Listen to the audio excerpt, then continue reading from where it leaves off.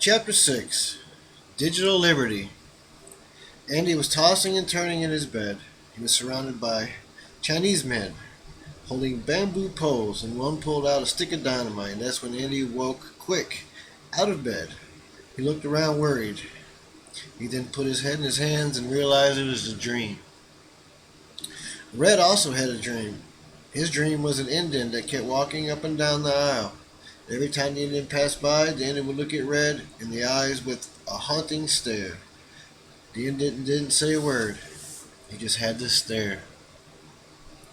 Red and Andy finally risen for the day and made their way to the dining car for breakfast, and that's when they seen Charlie. Charlie greeted them with a good morning, and the day began. After breakfast, they all returned to their previous seats and turned on their digital gizmos and began to surf the electric waves.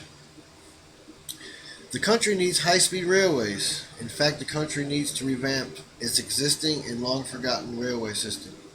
For years, I've driven over abandoned train tracks and seen the evident pathways through the forest where trains used to take cargo and passengers, said Andy. Charlie looked at Red, not at Andy, but Red didn't notice, but Andy did. Charlie and Andy's eyes met, and Andy continued to say what was on his mind. There are too many vehicles on the road and in the air. It's evident in the pollution problems we face. This nation is so large yet refuse to allow ourselves to advance to more appropriate environmental friendly measures. The oil and the car industry intentionally brokered deals to put the then thriving rail industry out of favor and out of business back in the 50s. I'll read Fast Food Nation by Eric Skolsner. It's something we should have started 30 years ago, but there's no time like the present.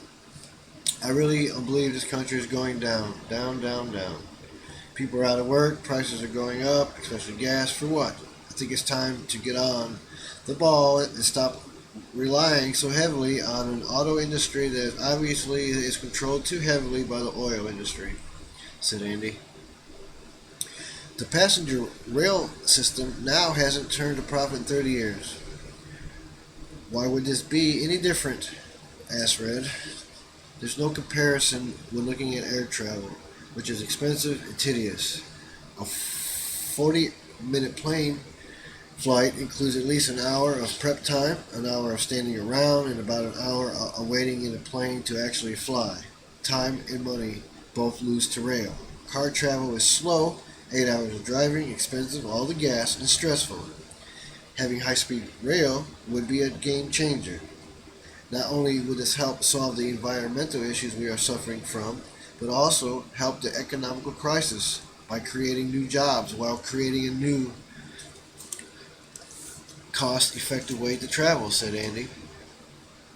Andy, I'd love it if we had high-speed train travel as widespread, common, inexpensive, and dependable as Europe, particularly where we are from in rural America, but sadly I doubt that would ever be economically viable.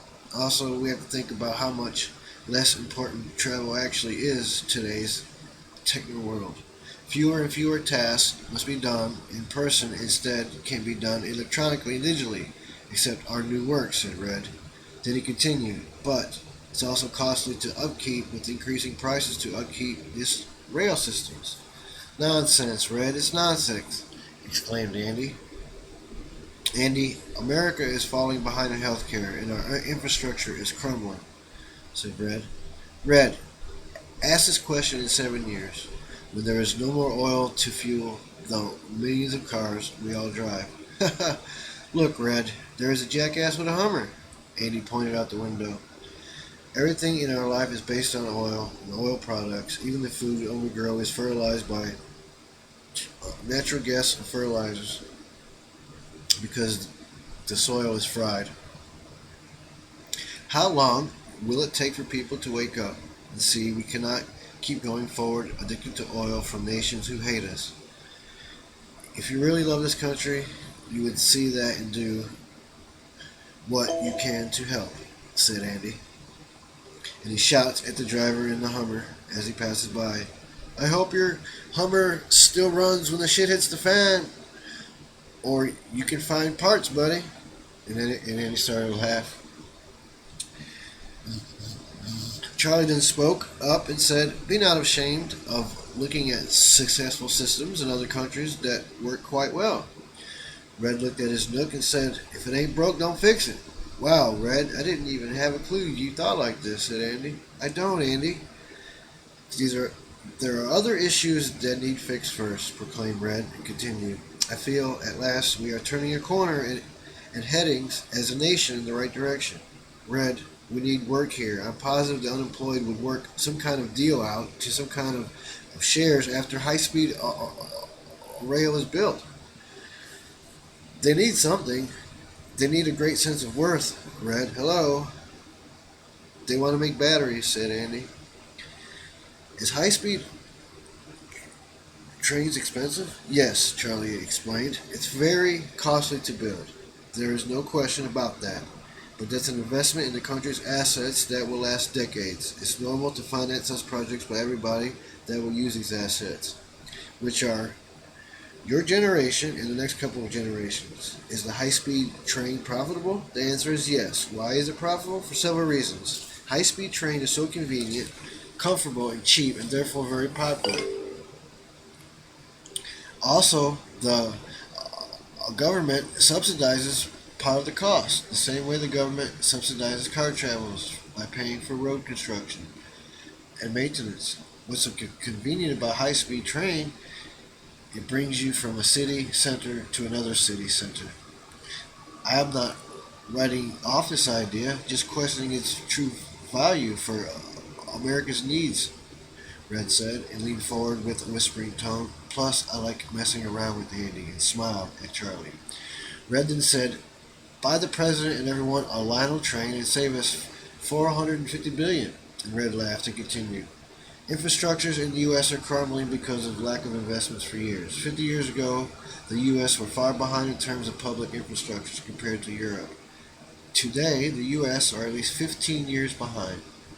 "Red, that's something of what I've been saying. I disagree about the U.S. infrastructure crumbling somewhat, depending on where. The infrastructure of innovation is in rumbles, just like we talked about yesterday," said Andy.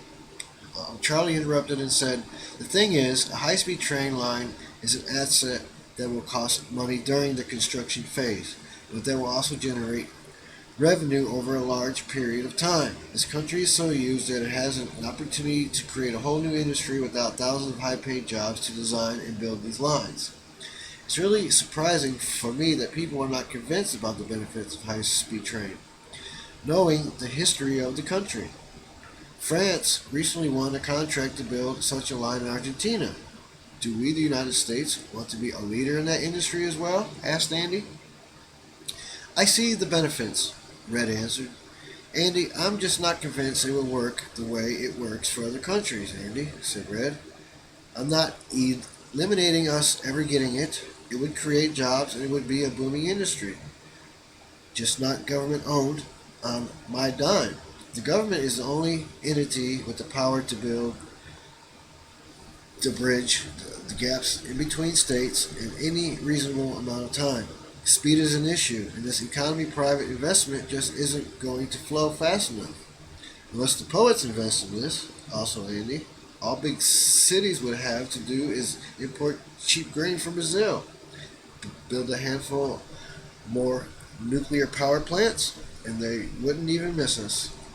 Some people live in places where they choose to live where they need cars, and some people live in places where they don't. Red, this would also give people to find employment in other areas. Train pool with others to keep their families taken care of," said Andy, continuing. "The only obstacle is the congressmen and senators who are in the pockets of the big corporations, such as other transportation systems. They may not want the competition for fear of losing their stranglehold." "That's my point, Andy. Many taxpayers may never be able to use high-speed rail system and still be paying for it. If this would actually eliminate the use of cars and reduce the amount of foreign oil, it'd be well worth it," said Red. I think we need a president and generation to see it through to the end, said Andy. Well, we are near Georgia. It's time for lunch, Charlie said. Andy said, I hear that. Come on, Red, let's eat. Andy got up and left to go to the dining car. Red looked at Charlie and said, I agree with him. It would create so many jobs. I really believe this country's going down. People are out of work. Prices going up for what? Why not put efforts and the money, billions, towards the citizens? Nobody is looking out for the people. The taxpayers who can't afford to pay for gas, food, clothes for their families. If every politician took a substantial pay cut, maybe this country has a chance of pulling out of the hole. Everyone else had to take pay cuts and lose their jobs. Why not them, right? Asked Red. Charlie just smiled. And then Red walked down the aisle to the dining car. Charlie just stared out the window. 5 minutes pass by and Charlie's phone rings and he answers and begins to talk after a couple of minutes listening to the caller. The big machine is broken and it's no accident. Poetry is changing the system. We will sustain the momentum. We are almost in Atlanta. We should be there soon. Transformative power is what it is. We have dealt with possibility too long. This is not a challenge. This is a new path. Liberating. Today poetry is off of life support. Poetry is alive and well. No more restrictions. No more places where poets can confine to. We can't celebrate ever. We had the past to celebrate to get over the confinements. Now is the time to work harder.